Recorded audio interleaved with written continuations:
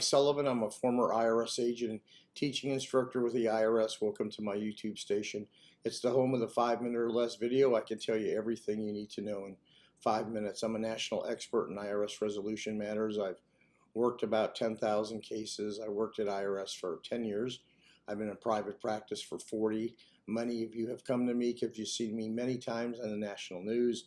You can see those interviews, but more importantly, really more importantly, you can see my team of former IRS agents, CPAs, and tax attorneys. We are experts in IRS resolution matters. I do these videos for 3 reasons, so you don't get ripped off. I give you insider information, and I just give you enough information to make a decision so you know what's going on. There's a lot of garbage on YouTube, and all people do is self-promotion, and they're just a big foghorn blowing in the middle of the night, and it's sickening what goes on. Anyway, I want to talk to you today about how to release a wage garnishment levy.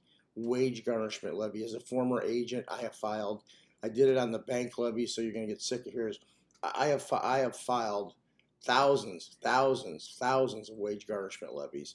I actually changed my signature because I filed so many bank levies, tax liens, I got sick of signing my name so much, so now it's just an S. That's how I signed my name, just an S. So I had to do that. So let me tell you how to get a wage levy garnishment released. So what's happened in the system, IRS has sent you like notices, CP50, CP14, CP501, CP503, CP504, and those bills go unpaid, but IRS keeps stepping their thing up and say, we're gonna do this, we're gonna file a wage levy, we're gonna talk to your neighbors, we're gonna do this, we're gonna send a lien, we're gonna take it for. Anyway, the day has come that they went ahead and sent a wage garnishment levy out. Sorry, getting over the flu. Now, bank levy is different from a wage garnishment levy. The bank levy lets you hold, or the bank holds your money for 21 days. They don't turn it over to IRS. So what happens is when that wage garnishment goes over to your employer, sometimes the crap hits the fan and the employer is not happy. They cannot fire you actually as a result. There's a United States Code section that says they can't do this, but the employer has the option of waiting a week, or the employer can just withhold. Some of them make a knee-jerk reaction, withhold. It says actually when you look up wage garnishment levies, they can pay you that week, but on the next check they have to take it out, and they will, and they have to, or they're liable for it. So there's some deductions that you can take. There's a form and attachment that comes with the wage garnishment levy that they give you maybe about 25% of the total garnishment they should have, but there's no reason even to go through that. If as soon as you get the levy, you call IRS. That's all you need to do. Now, there's 2 types of cases and 2 types of people who should call IRS, and those that need somebody. If you have a simple case and you don't have much in the way of assets and you're just getting by, call IRS yourself. There's nothing wrong with doing that. You don't necessarily need people to help you for that.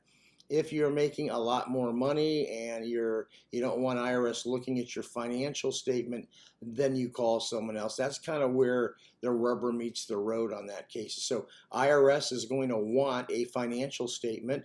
If the revenue officer sent the wage garnishment, they're going to want the 433, a much more detailed financial statement. If the case is with the service center, then you're going to want to fill out a 433. They'll ask for that. And then at that point in time, when you give the information, 2 things are going to usually happen. They're either going to put you in currently non-collectible, a payment agreement, but they may tell you and offer something down the road after looking your statement. They don't make the determination that you can file an offer in compromise to settle your debt. That has to be done really by somebody else that's really skilled in knowing whether you have an offer chance.